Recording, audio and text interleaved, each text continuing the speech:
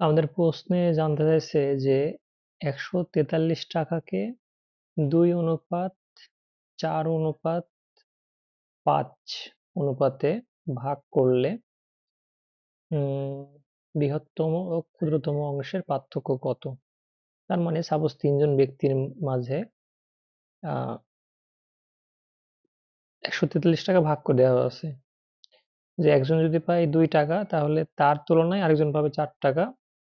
মানে একটা নির্দিষ্ট টাকার তুলনায় একজন যদি পায় ২ টাকা, একজন পাবে ৪ টাকা, একজন পাবে ৫ টাকা।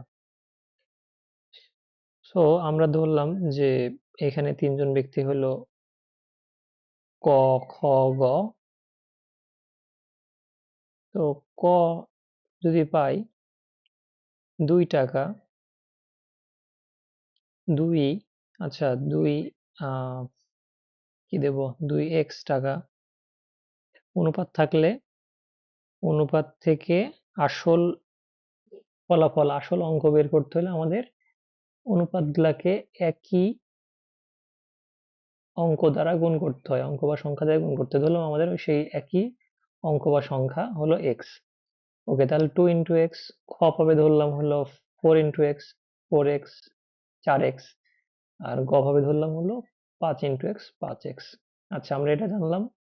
এবার এই তিনজনকেই তো আমরা দিচ্ছি সব টাকা, তাহলে এই তিনটার যোগফলই হবে 143। তো 2x, 2x যোগ 4x যোগ 5x সমান সমান সমান হবে আমাদের কত? 143। 2 যোগ 4 6, 6 আর 5 11, 11x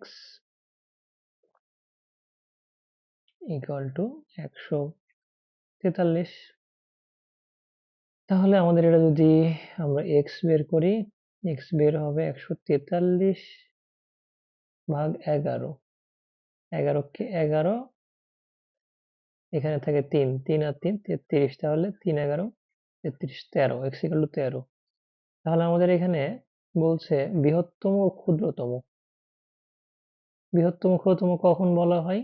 যখন তিনটা জিনিস বা তার বেশি জিনিস তুলনা করা হয়। তো আমাদের এখানে সব থেকে বড় হলো আমাদের 5x, কারণ 2 4 5 এর মধ্যে 5 বড়। সব থেকে ক্ষুদ্রতম ছোট হলো 2x, এটা হলো স্মল, এটা হলো লার্জ। তো আমাদের বের করতে হবে লার্জ মাইনাস স্মল। তার মানে 5x মাইনাস 2x।